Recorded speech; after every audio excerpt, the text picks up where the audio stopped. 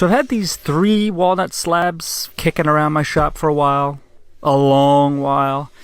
I bought them from some wood hermit in the hills of PA a few years ago and just never found a good use for them, until now. To lay out the template for the X base, I knew my outer dimensions needed to be 30 inches wide by 18 inches tall. I could then cut that out and then cut 2 strips at 3 13/16 inches wide to represent each part of the X. This is not a normal X at 45 degrees, so if you're thinking, why didn't you just make it 45 degrees? Well, that would have made the base much more narrow and looked, well, a bit odd. I'm using an 8-inch dado stack with the blades stacked to give me a 3/4 inch width.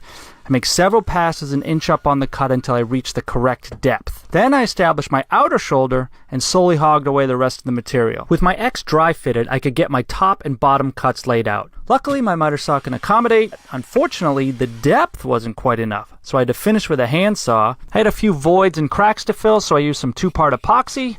The next day, scraped it all down and sanded everything, being careful not to sand where my half laps overlap, otherwise it would affect the final fit.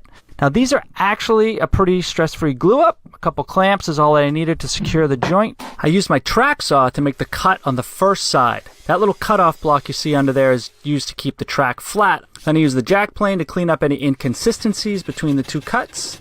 I will be using loose tenons, aka the Festool domino, to join everything together. Before the final glue up, I wanted to square off all those sharp tips at the ends of the legs. These would be very prone to damage and possible painful toe stubbage. A quick sanding at light speed, and it was time to sling some glue.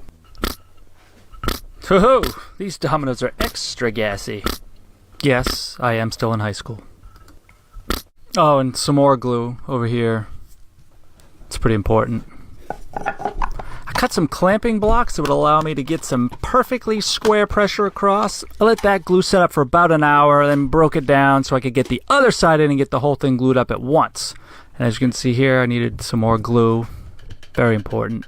And several upon several whacks with my teeny little dead blow hammer. Then with my clamping blocks, I could squeeze this whole thing together. I needed to fill in that little ugly void at the top, and the bottom too. And conveniently, I had saved the offcuts from the legs, so the angle was already perfect. Now it was time for Rubio. This is Rubio Pure, and my application method of choice is to use an old expired driver's license to spread it around, and then use a white Scotch-Brite pad to work it in. And then I will wipe off all the excess with an old white retired t-shirt. The final step was to install some walnut stops on the underside of the marble top. These will lock everything in all directions but still allow for easy removal of the top. I use CA glue and some painter's tape to affix them. And here is the finished piece with a couple of detailed shots. Thank you so much for watching. I super appreciate the support.